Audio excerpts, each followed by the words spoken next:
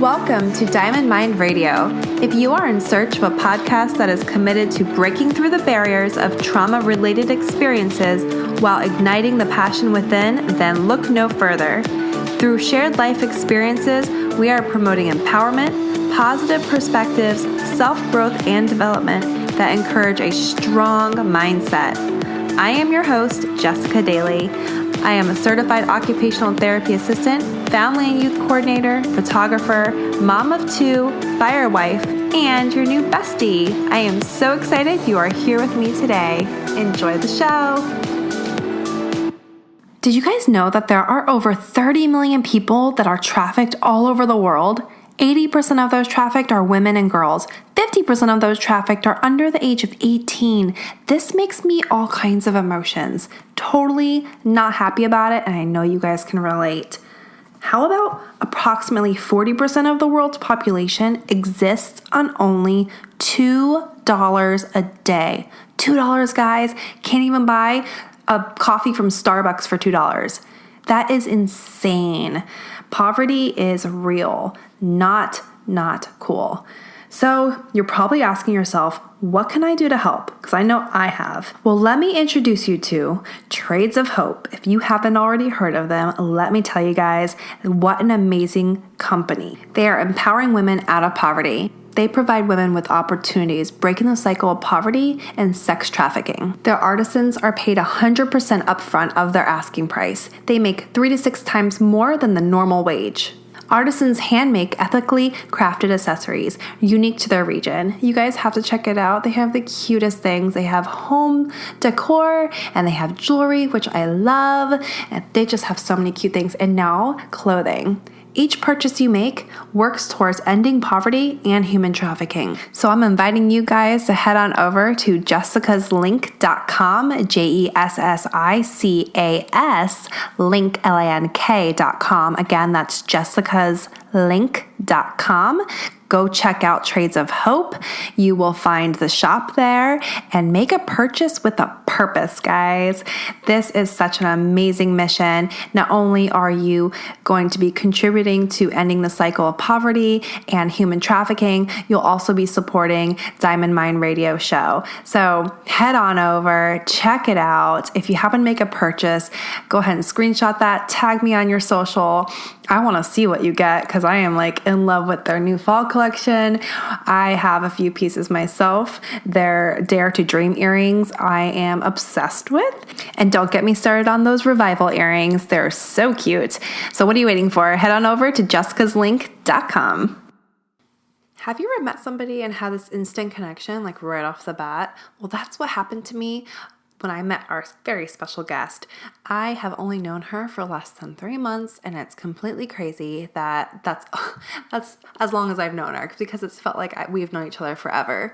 And I cannot wait for you guys to hear her story of empowerment and inspiration. She is just full of life and love and hope.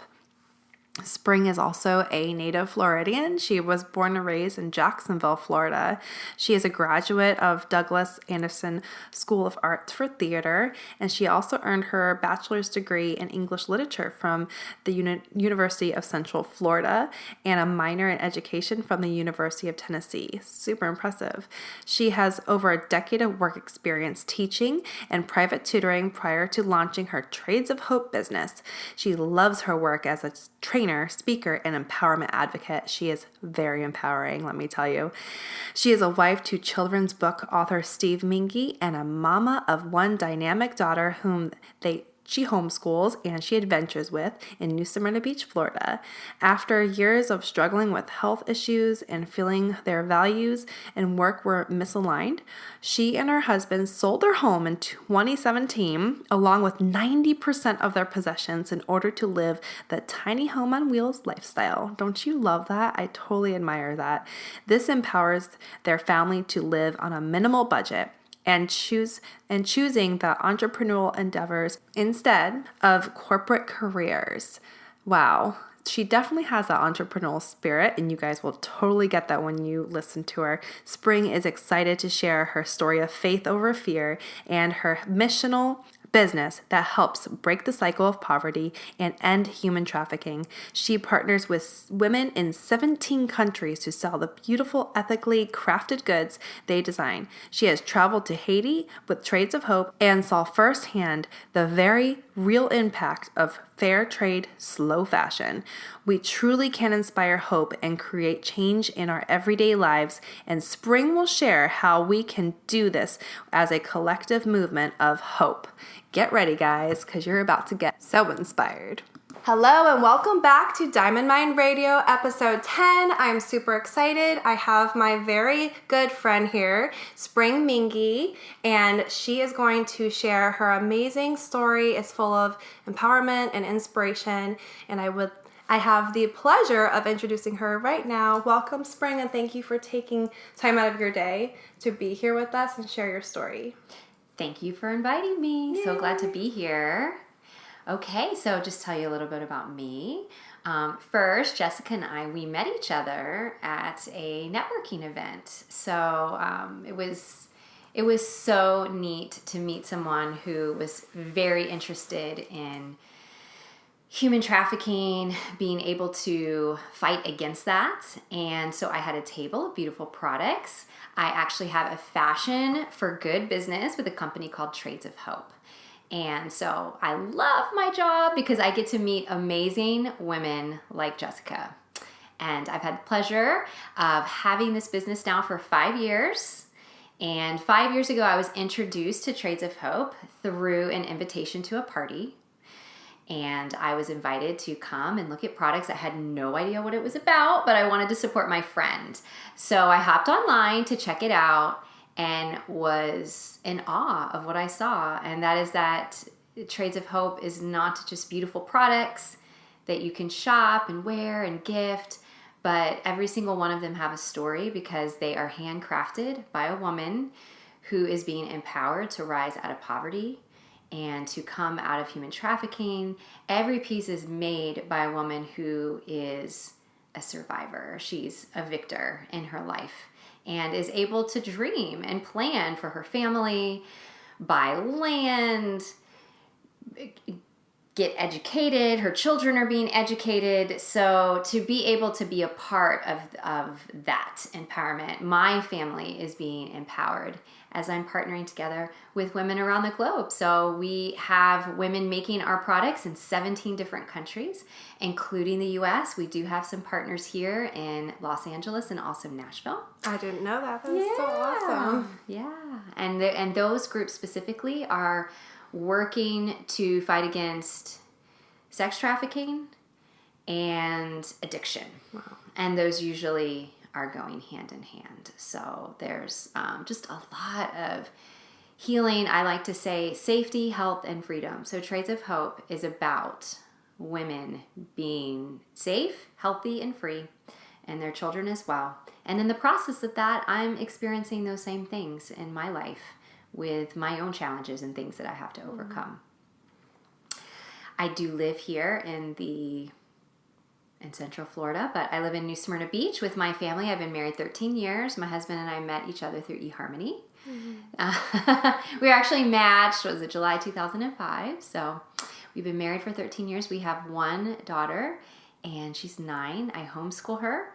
And my family and I, this could be, a story for a whole nother podcast about minimalism, but we made some radical decisions because we felt that our lives were not moving in a direction that were aligned with our values. So my husband was really entrenched in his career, and he was experiencing a lot of mental health issues, emotional health, and it was sabotaging his time with us, his relationships with us, and his relationship with God. So we went very much against the grain and just decided we were going to invest in jobs that reflected what we believed in and what we loved, and that meant selling our home.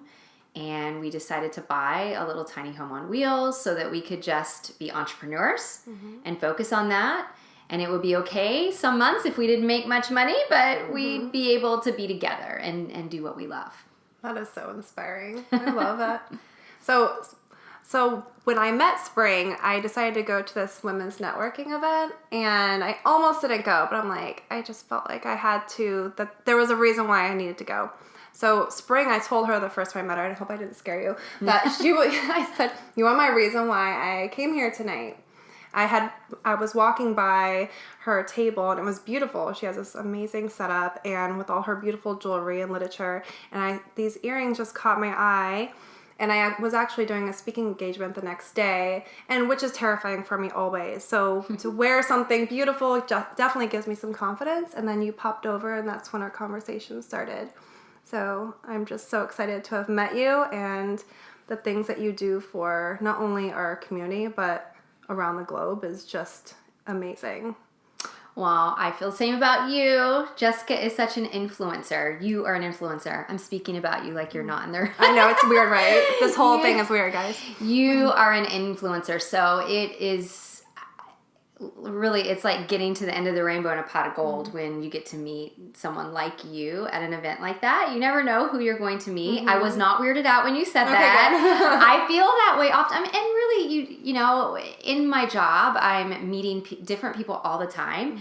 It's such a blessing when I have a chance to meet someone who feels as passionate about the things that I do and that I'm working for. So it's just a blessing. Yay. Appreciate you.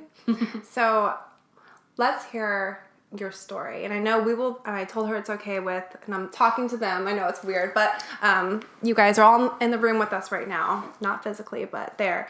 So we could be here for hours talking. So Spring is going to just talk about a little bit of her journey and what's on her heart today. And I'm just so excited for you guys to hear. Yeah, so a big part of my business that I have with Trades of Hope is telling stories. I consider myself a storyteller. And as I tell the stories of the women that I partner with that make our beautiful products, it's so important. I'm also always thinking about my story. And those of you that are listening, you have a story. Jessica has a story, and these stories ultimately are what intertwine and connect us together. It's a part of the human story. So there are, of course, we all have many different moments that probably stand out that are defining moments. And so I'm going to choose to just share one with you because it's the most fresh right now. A very large part of my business is personal development. Personal development as I sell beautiful products, but it takes a lot of belief to sell things. And at the same time, again, it doesn't feel like sales. It's really just sharing and advocating for the women who I'm representing. But in that process, there is such a mindset that is important for us to have. And I'm sure that anyone that's listening, whatever your career path is, and when I say career, I'm including the mamas that are at home with their babies, because that is a career choice that you're making. That's really my full-time career is with my daughter. And then this is just an extra double joy-filled job that I get to do, and really a calling. So I want to share with you that a year ago I was struggling pretty bad with the realization that I was very much in my own way of accomplishing things that I wanted to accomplish. So there were goals that I wanted to achieve with my business, things that I wanted to do, but without realizing it, I would make excuses for myself, and I was placing myself in a position really of being a victim. I would look at others, I would see what they're doing and think, well, they have this or they have that. I would make excuses. And yet I felt very much that I deserved to be in a particular place of leadership or recognition. And I wanted to just be acknowledged for those things and invited in, right? And so I was struggling so much in preparation for attending our annual retreat where there would be recognition. And I started to think to myself, the truth of it is, Spring, you are able to work for these things. Whatever you're doing, you're working. But you need to work in a way to achieve what it is you want to achieve. You are not a victim. And all of us, in some way, shape, or form, have been a victim to various traumas.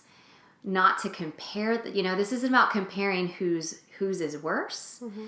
It is real and tender and traumatic for each of us, and whatever that is. And so, though there are terrible things that have happened in my life, I needed to decide that I am not going to choose to live as a victim. I have the ability to be the victor in this. So I entered that conference with all of this in my head and in my heart. And the speaker who was training us at this event, so she was speaking about belief and fear.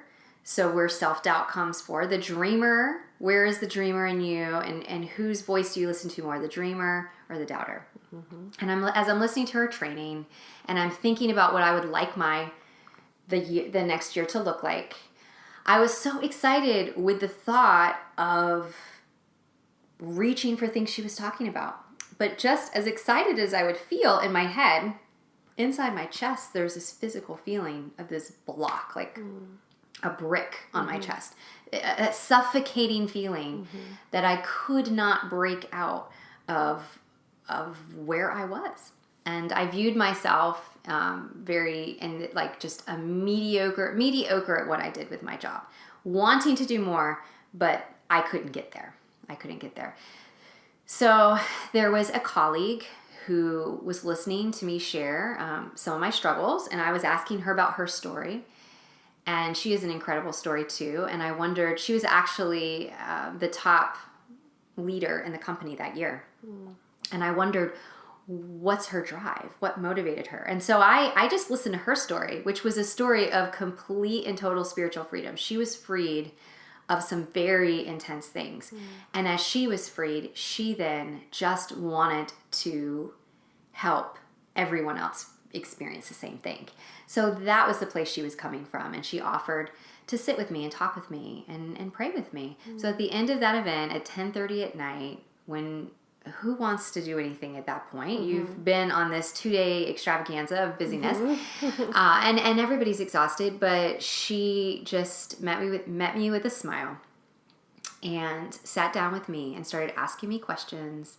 And I'm thinking, oh, this isn't going to work. But then I started just in a place of sitting down and being quiet, and sometimes that's our first problem, is that we don't create spaces for ourselves to sit down and explore and dig into what's the root. Mm-hmm. So I was able to dig in, and one of my earliest childhood memories came to mind, and that memory was when I was 4 years old.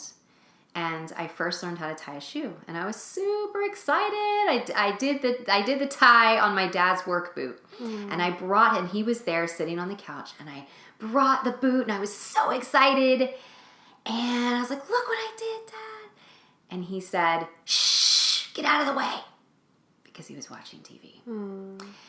And I identified that it was in that moment that the foundation of rejection was laid for me. And that is just one story of many in our relationship that was, of rejection and abandonment, really. So I developed this fear of that rejection. And I then figured out that a lot of what was driving me to not, I couldn't break through some of these barriers to try to achieve higher things, because of the fear of rejection, the fear of, honestly, rejecting myself. But then also when you're engaging in business, you are putting yourself out there vulnerably. So the idea of speaking to others in a way where it would bring me into a larger marketplace for my artisan partners. I obviously want it for them, but as much as we can want things for others, and it can be a really great cause, if I'm not dealing with what's in me, then I really can't be all the best that I want to be for others. Right. And that was the lesson that I learned. So I went forward. That memory then catapulted a whole host of other different times in my life. And it was important in that moment then that I acknowledged that hurt, was willing to forgive, and willing to release it. So to acknowledge that rejection, to acknowledge things that I thought I put those things to rest decades ago. And they were still there in a different way. And I was allowing those things to have an authority over me that they shouldn't have, that they don't really have, but I was giving it that authority. So in that moment, in that time, in that little corner of the Rosen Hotel in early August of 2018, I released it. I told fear, you do not have control over me. You do not have authority over me. That God who created me, he has the authority over my life. And my identity is in him. So I went on in that year, and I wound up actually more than doubling my sales. Wow. And achieving, we had this just a map, like a pathway of different gift backs. So our sales would have the opportunity to gift. The company would make donations on our behalf. So I was able to donate a bike to a girl in Cambodia so that she could safely get to school, because schools are so far from where many children live. So literally if they'd have to walk by foot, they'd leave early in the morning when it's dark, and they wouldn't get home until nighttime if they were to walk. So they were at risk for kidnapping, for trafficking, for rape, all sorts of things. So this provides her a safe way to get to school. So I was able to do that, donate a goat so a family could have extra nutrition, donate a uniform for a student in Guatemala, able to, and then the big gift back that I worked my booty off for was to be able to donate a cleft palate surgery for a child that needed it. Huge. That's so amazing. And obviously it's you were a part of that. Every person that partnered with me through purchases, through hosting, gatherings, online and in person, all of that is what accomplished it. But I also know that if that confrontation of fear and rejection of it, I reject my fear of rejection. If that didn't happen, I don't think that those things would have been accomplished either. So it is, it's a great victory. And the mantra that has stuck with me is faith over fear. Choosing to follow the faith path. But that is the path where things happen. That is the place where hope is, not hanging back because I'm afraid. I know for me, replacing fear with love, that like what you're saying, I can definitely relate to a lot of things in my life where, like doing this podcast, for example, I know I was just telling someone when I would tell my story, when I first started telling it, I would shake like crazy. I just couldn't help it. It was just the way I was responding. And I was so afraid of sharing what people would think of me and that I'm a bad person. And I still had some healing to do. But I pushed myself, and then just getting over that and that feeling that you were explaining with that, weight on your chest and not being able to breathe. I would find myself not breathing sometimes, just holding my breath and just letting fear take over me. So I completely relate, and I agree with you on just letting go and those little moments. So for you, sitting with your new friend and discovering, how did you get to that place of uncovering those moments in time that you thought you had dismissed and now are coming back to play? Did it just spark up in your mind, or? We were praying, and I think it started, I was really taken aback because she said to me, okay, I want you to, she was basically addressing my own faithlessness, that by living in this state of fear, I was actually being faithless before God. And she was challenging me to to be repentant towards that. And I thought to myself, well, I can't make myself have a repentant attitude if I don't. I'm not connecting here with you, lady, you know? I don't like where this is going. But I knew, okay, I'm not going to fake anything. So I wasn't going to sit there and do something that I didn't believe in. Right. But because I had the space to be still long enough, then I was able to start really thinking. It connected so much with this idea of me not being a victim, you know, that God was really sending me this message that you're not a victim, take responsibility for what you can, and the other things, releasing, letting those things go. So it was her asking me some questions. But then it truly was a spiritual work in that realm. Then as I was praying and meditating, then it was one by one. And then, and that went on for 2 hours. Wow. And then we got to the end of it was when and the entire time too, I am crying, sobbing, literally everything. But when nothing else was coming to mind, no more situations, no more hurt, no more things I needed to forgive and release, then it was as if all of a sudden I had this huge, the brick was gone. The brick was lifted. I did not feel that anymore. I didn't feel like I was being suffocated, and everything dried up. It was as if, you know, it was really just, there was a change. There was a marked change. So no matter what you believe or what your faith is, I have been walking with Jesus for 22 years. But no matter what you believe, I still know that we all can find some point of connection in these things.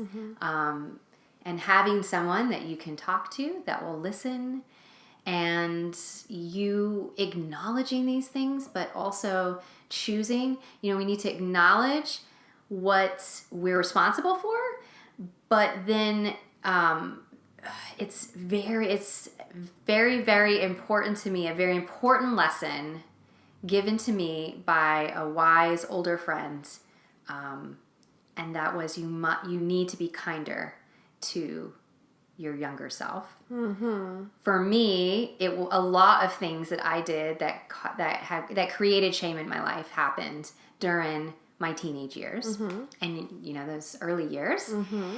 And it was in that place that I was encouraged to be kinder to myself, and also learning that if I was going to grow, that I needed to be able to be kind to myself and release undue guilt and shame.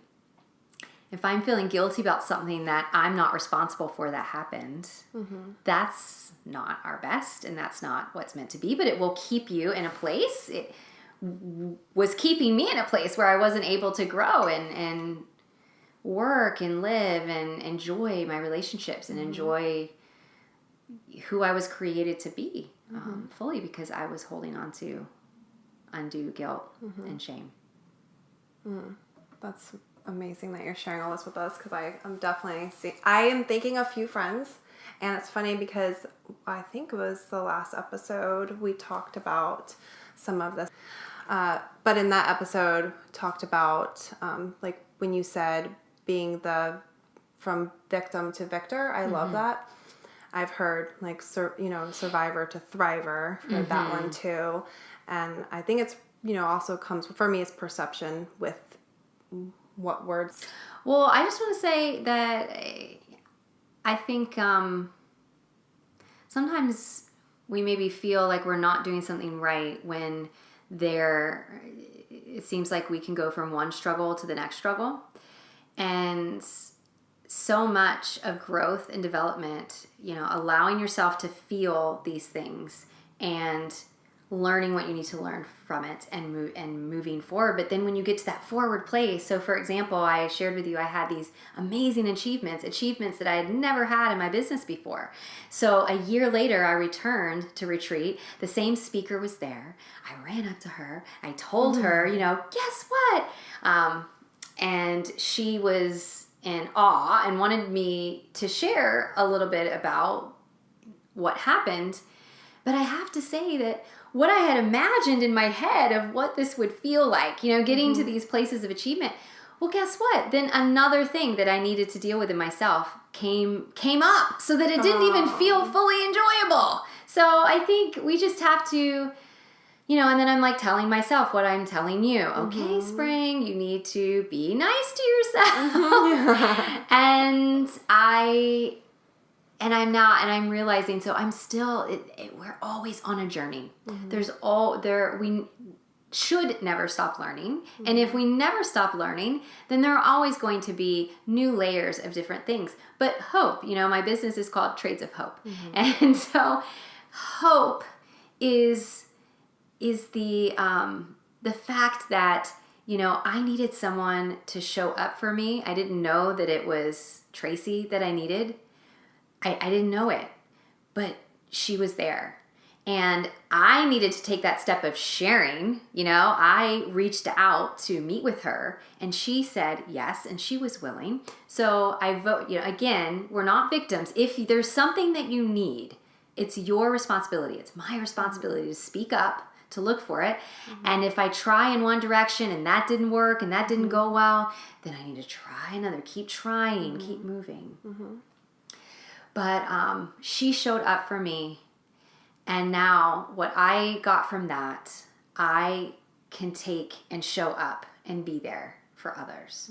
And that's one of my favorite things, is being there for other people. And if you are a person that really, gets a lot of fulfillment out of doing things for others, I want to ask you if you are taking care of you.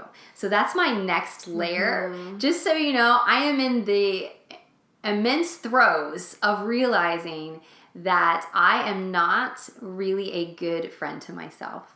If I look at the way that I treat myself in terms of the rest that I get, the way that I take care of my body, the way that I, all those things, I've worked on self-talk for years.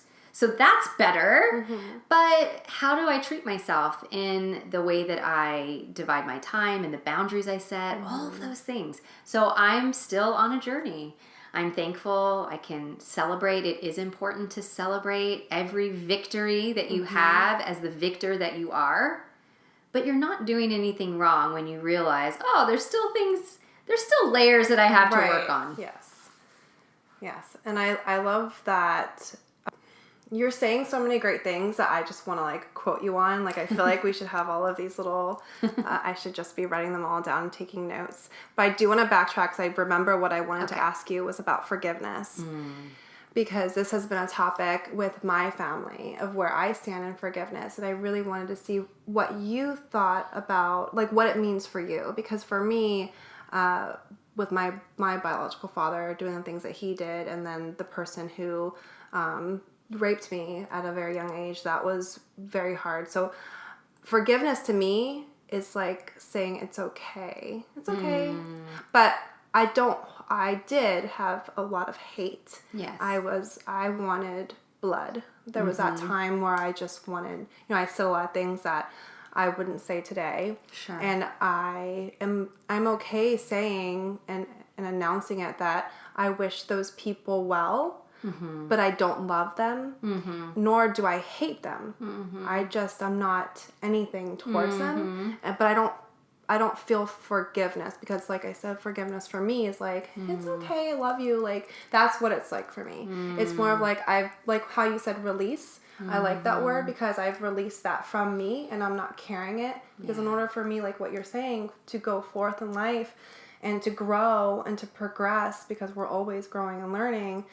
And I'll make mistakes, but as long as I learn from those things, then I'm going to grow and then, be a good role model for my kids or whatever. Yeah. But so what are your thoughts on forgiveness?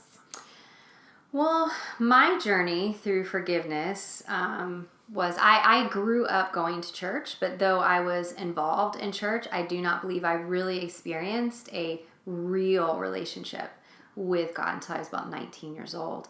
And that was at the point that I was very struck by forgiveness.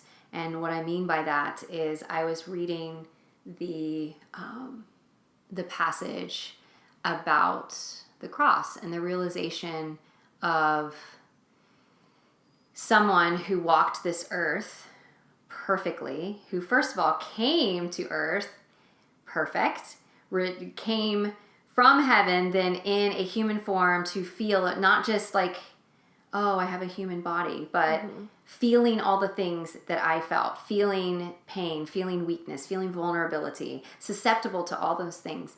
And then the choice he made to take on what was meant to be a penalty for me and the choices I was making were taken on by him. And my first confrontation, truly, I think, with forgiveness was this idea that what I felt about my dad and the relationship we had, though I couldn't say that I did those things to him, I was able to recognize that there were things that I did that were hurtful to other people. Didn't have to be the same thing, right? Wasn't the same. But there were things that I did that were hurtful to the one who created me, who made me. And so for me, that gave me this reality of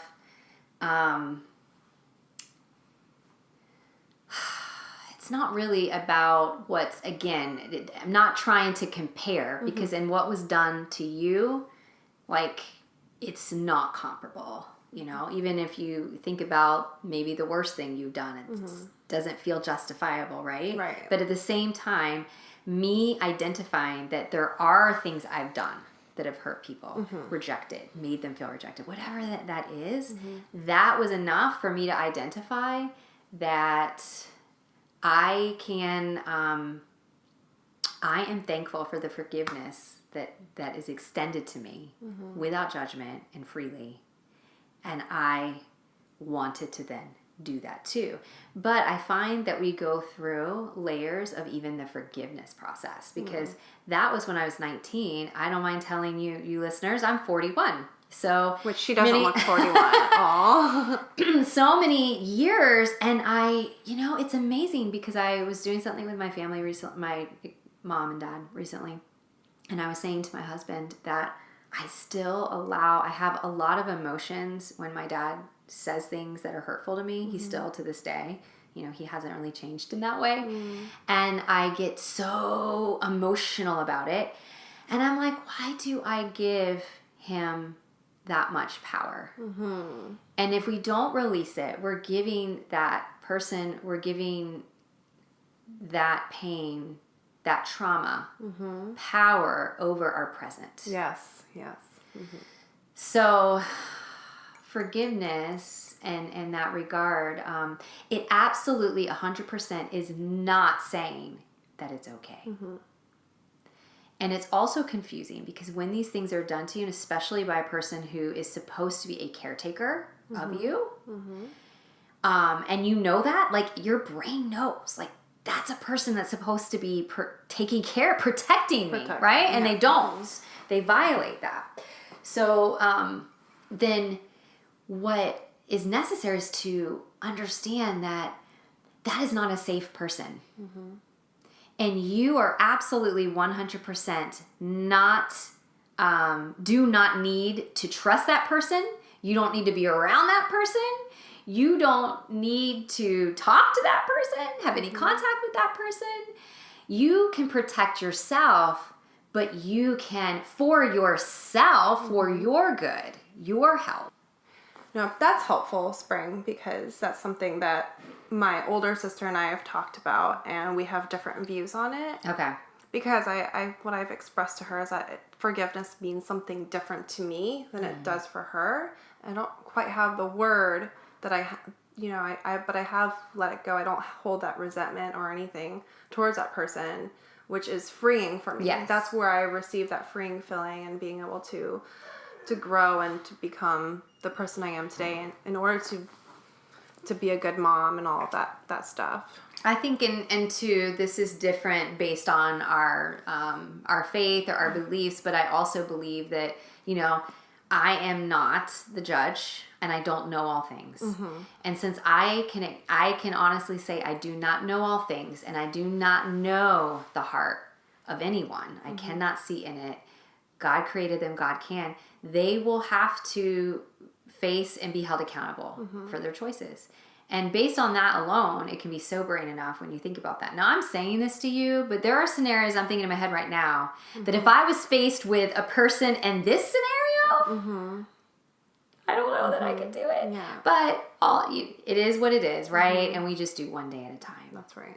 And I certainly, I during that 2-hour time with Tracy, I have, marked accounts in terms of I experienced molestation at 8 years old, raped at 16, and going through that. So going through raped at 16, abortion at 17, and going through each one of those things.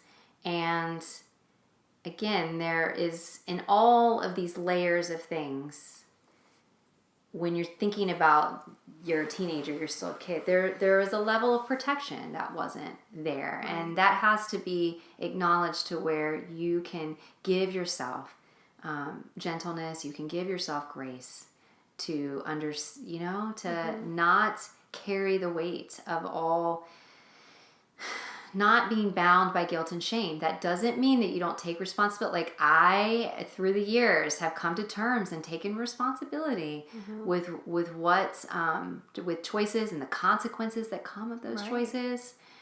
But there also are more complexities to it, that there were things that were not done well or right for me. And I can let that go and not let it have authority over me so that I can walk in strength and courage and be who I'm supposed to be. Yeah. I love your addition to self-care and the thinking of bringing boundaries into it. And it's so important to have boundaries for yourself. Yes. And that is part of our self-care and self-love.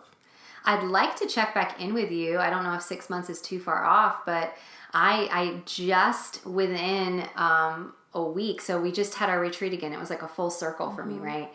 And so I had such an amazing experience that prior year and left with such resolution about where my year was going that this year, again, I experienced many things that I wanted to, achieved great accomplishments.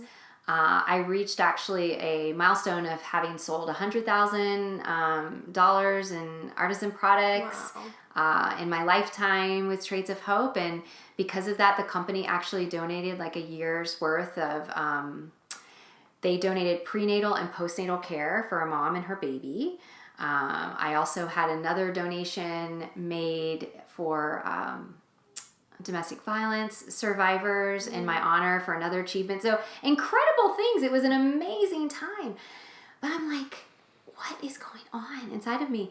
And I've learned, like, sometimes I get discouraged by that feeling. Why can't I just, enjoy something? Why does it always have to feel like something's not right? But it isn't that. It's just a sign. And I have learned enough that I need to look and pay attention to what it is. And what I realized is I have growth areas in my need to really respect myself, because I catch myself so often. I'm literally the idea of doing what I need to do for me, taking even one day out of the week, even 2 hours out of one day in the week, that I sit still and do something nice for myself. And I'm not working. I'm just doing something for me. My husband doesn't understand it. He's more self-preserving. That's more his nature. So he just doesn't know. He's like, why don't you put anything in your planner for yourself? And I'm thinking, it's a lot more than just, I've thought of self-care, like, oh, go get your nails done. Oh, you need to exercise. But self-care is so much more. It's actually truly respecting and caring for yourself, that you are a priority as much as the people that you love and prioritize all the time. And I have not been a priority. So I am really recognizing that I have to deal with this if I want to move forward and continue to grow in success and be healthy, because I have seriously had neck and shoulder pain ever since I got back from the retreat. But it's my body telling me, you need to work on this. So what are some things that you like to do for self-care and self-loving? I literally draw a blank when I'm asked that question. I know. Because I'm that bad at it. But I know that if I clear myself of everything, I truly do enjoy meeting up with a friend. I live 3 miles from the beach. I do not ever just go to the beach to walk on the beach. That's one of my favorite things to do. Watch the sunrise, sit on the beach. I love coffee. So I love going to a nice coffee shop I love things like that. Me too. Love coffee. Would you want to share that story about going to the abortion clinic? Because that really touched me, and it's a really great story. Yeah. Is it the one of the mom? Yeah. Okay. Yeah. So again, stories, they are always connecting us. And my journey with Trades of Hope, I was very struck early on by one of the countries we partner with is Haiti.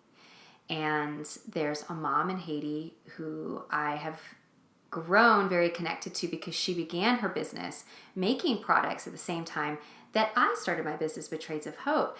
And Haiti, I realized I was really being prepared for the future that I would have with Trades of Hope when before starting this business I have right now, for over 10 years, I supported women who were struggling with pregnancies that they hadn't planned for.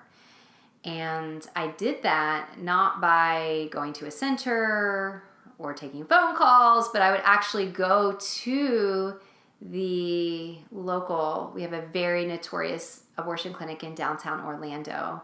They are notorious because they will perform late-term abortions, and they actually will do them all the way up. So, I mean, I witnessed times where there were women absolutely in their third trimester. But, it's a business, and because it's a business, and it's one that law enforcement really doesn't want to really have to deal with them, there's a lot that they're able to get away with under the radar. So I know that's a whole nother conversation, but there were many things that were happening there that were not legal, that if you tried to report it, and they may be shut down now. There were some times that they would get shut down temporarily for different reasons. But in the 10 years time, there were a handful of women that actually did want the support all the way through. So there were many times that I chatted with different women, and they would make a different decision because they honestly went there, and in their case, they went there afraid and more than likely just wanted to know that they weren't alone. Right. And this is for, not to interrupt you, but I think it's good for everyone to know that you went up here because it was put on your heart, right? To go up there, and because you weren't given that support, and you wanted to provide some support if they wanted it. Sure. So you would go up there, and you said that your daughter would be in the car with you? Yeah. So I know that, and what I'm saying might be a trigger for some people. So I hope that the trigger, whatever might trigger, I hope that you'll just calm down and sit with us and take a deep breath, because we do have ideas, and some of them are justified. We have ideas of what it looks like when a person, like right now, you're probably thinking, I am one of those, I am a crazy kooky person out there screaming on the sidewalks. But we tend to in our media hear of people being one way.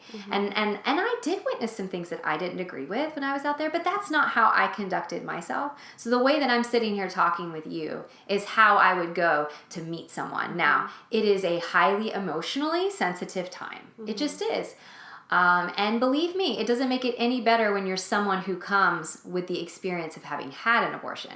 Because if you share that sometimes, it would get thrown back in your face. Well, if you did it, well, it's quite obvious that isn't there anything, can't you think of a time in your life where you did something and it created a lot of pain? And so you want to meet someone in that place so that they don't necessarily walk that same path. Right. That's all that it is. But there are so many reasons that bring a woman to that place. There are so many complexities. So I'm not going to make this sound trite, or that there is any, it's all this one way or all for this one reason. Right. There are people of every economic situation, every ethnicity, multiple different religious beliefs, all kinds. So it's it's very unique and multifaceted what gets a person to there. But I felt called after my experience and really just coming into a close relationship with the Lord and receiving, forgiveness for things that I walked through and really doing a 180 in my life. I wanted to see life come from what was meant for death. And in my belief, in my faith, what the enemy meant for death in the end, because he can't see the whole big picture. But the whole big picture is that God knew that there was going to be women who would struggle and that I would be able to be a part of that plan and that purpose for them. So for me, entering into that type of ministry, and it was actually just a guy that I met. I was going to UCF, and there was a guy who he was doing that ministry, and I was like, oh my gosh, that exists. I didn't even know people did that. And so he introduced me to this ministry opportunity, and it was very, in my opinion, serendipitous, because I really wanted a way to connect, and I was determined that life would come from what was meant for death. And so I would typically go out there once a week. It would be on Saturdays. I'd get there really early in the morning because they get there early in the morning. And yeah, it's really awkward. It's very awkward, but I would come and just say, hey, would you be willing to talk with me? You're going to be waiting here for hours. So what will it hurt to just talk with me? And I want to know your story. I want to know, it's okay if you don't want anyone, but if you are thinking at all, and there are, again, multiple women that they would say, I was looking for a sign. Oh. Or, one of them, she said to me, you're not going to change my mind. I'm like, well, I'm not really trying to change your mind. I just want you to consider that you're not alone. Mm-hmm. And there is someone that's here to help you. And she wound up then being someone who let me walk her through her pregnancy. And she had a little boy. In fact, they were all boys of the babies of the women that I supported. So this last woman, in my 10 years of doing this, the last mom that I was very close to in the process, she was from Haiti, and she was here working to send money back to her family, which is very common. Mm-hmm. And she already had, I believe, 4 or 5 children at the time. And the father of this baby just he didn't want to help her. He didn't want to support her. And she actually went to the clinic, left, and at some point in there met me, and finally was like, okay, I'm going to have this baby. And so she let me name him, which was amazing. And he was born a couple weeks before Christmas, so I named him Emmanuel. And I still get pictures of him and videos of him. She went on and got like a medical assisting degree, went on to do some other things. Her kids are doing great. And she said to me, he is the light of my life. He is such a gift. And she would tell me that I'm his second mom, And that all happened as I was, when he was born, I was a couple months pregnant with my daughter. So I was still ministering pregnant, which was really unique and actually special because there was a level of respect that was given. I don't know, people would just there was a respect with me and being pregnant. And yeah, I continued to go out and minister. When I was able to, after having my daughter, she would come with me sometimes. I just would hold her in a sling. And yeah, we really just went to be a witness that, it's a beautiful story. Babies matter, and just giving them a voice, but also, yes, everybody's life matters, yes, right? Yes. Everybody's life matters. And because of that, that's why I want to walk through this with you and help you and support you. So it's just a natural transition from that type of work. And I did feel I'm not actively doing that work right now because it was a very clear leading of, okay, Spring, I'm transitioning you into this. Doesn't mean that I won't go back. I very much have a heart for pregnancy, moms, babies, and right now that is translating to the work I'm doing to keep moms and babies together and to keep moms and babies healthy, to keep them safe, to keep them free. It's just a different layer of that. That's awesome. And I like how you're talking everything like layering. It's kind of like us building. And I think of like building, I like to think of our soil. We need to treat our soil first and then lay down the grass and then everything grows. But if you don't treat your soil, your roots are going to die and things aren't going to look so pretty. So That's right. But yeah, I love your layering perspective. So to wrap things up, this is going to be a killer episode. I'm really excited. So where can everybody find you if they want to connect? Yeah. So I am on Facebook and I am on Instagram. On Instagram, I am Spring for Hope, all crunched together. So you're more than welcome to pop over there. You can send me a message. I'm on Facebook as Spring, SPRING, like the season. Barlow, BARLOW, Mingey, MINGEY, - Trades of Hope. That's my business page. But if you find me and if you just find my profile, personal page, whatever it is, feel free to message me. I'd be more than happy to chat with you. I do have I have a group on Facebook called Compassionate Collective. And that is because what feels small to you, it might feel small to you to choose fair trade coffee when you're at the grocery store. It might feel small to you to choose a pair of earrings that are fair trade instead of buying something that's just commercially marketed, but it makes a huge difference. So every small thing equals out to be great big love. So if you want to learn more about that, fair trade, and how to be a part of this movement for good, slower fashion, let me know. I'd love to chat with you. Thank you, Spring, for taking time out of your day, your busy schedule. Of course. My pleasure. Yay. Thanks for having me. This isn't going to be the last time. Good. Wow, guys, aren't you just filled with hope, love, inspiration, and passion for today's episode? Because I know I am. What an amazing human, isn't she? I just totally adore her, love her to pieces, and I'm so glad that she was able to come on our show. And I want to thank you guys for taking your time out of your day to tune in and hang out with us here at Diamond Mind Radio Podcast. So much love to you guys. I really appreciate it. And one thing I wanted to quote from Spring that I absolutely adored was when she said, taking responsibility for what you can and release what you can't. Wow, that's pretty powerful stuff, isn't it? Anyway, have a wonderful day. Bye, guys. Support Diamond Mind Radio Podcast while also breaking the cycle to end poverty and human trafficking by shopping at jessicaslink.com. That's jessicaslink.com, jessicaslink.com. It's been super exciting sharing with you today, and I hope you enjoyed our time together. There is so much more I have to share with you, and in order for me to do this, I need your help. Do me a huge favor and leave me a review right now. Like right now.